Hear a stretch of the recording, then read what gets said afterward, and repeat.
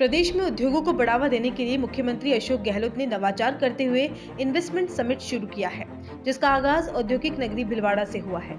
शहर के एक निजी होटल में आयोजित यह समिट करीब 5 घंटे तक चली। इस दौरान 10,000 करोड़ रुपए के इन्वेस्टमेंट के एमओयू पर हस्ताक्षर भी किए गए।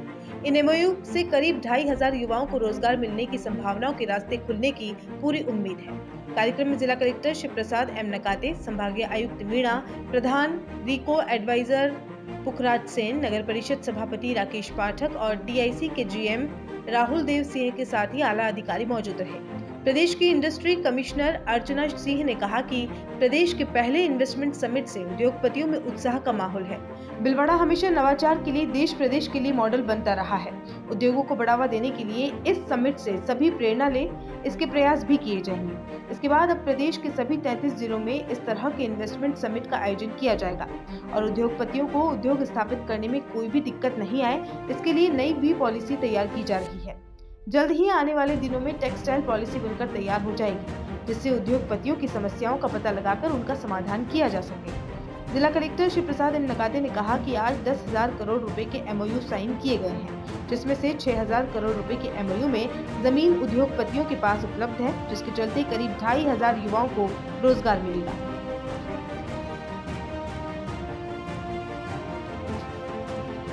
भीलवाड़ा ज़िले के अंदर 10,000 करोड़ रुपए से ज़्यादा एमओयू और एलओआई आज साइन हो गए हैं और इसमें से 60% मतलब 6,000 करोड़ रुपए से ज़्यादा इन्वेस्टमेंट के लिए ऑलरेडी ज़मीन उनके पास उपलब्ध है।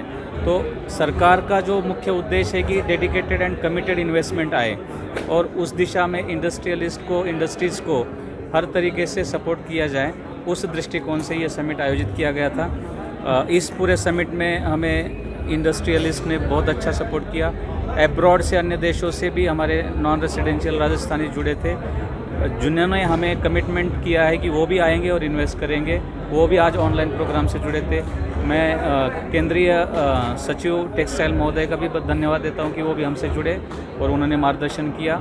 इस पूरे इन्वेस्टमेंट से मैं समझता हूं कि जो इमीडिएटली हमारा आंकलन है 25,000 के आसपास डायरेक्ट प्रत्यक्ष रूप से रोज़गार मिलेगा और जो अप्रत्यक्ष रूप से इंडस्ट्रीज़ लगती है, एलाइड इंडस्ट्रीज़ होती है, छोटे मोटे रियल इस्टेट की भी चीज़ें बढ़ती है, बैंकिंग फैसिलिटीज़, लेबर और होटल, ढाबे, इस तरह की भी बहुत सारी इनडायरेक्ट एम्प्लॉयमेंट जनरेट होगी। कि लगभग 10,000 करोड़ के एमओयूज़ और एलओआईज़ यहाँ पर हुए हैं और जो इस प्रोग्राम का मोटिव है वो कमिटेड एंड डिलीवर्ड है।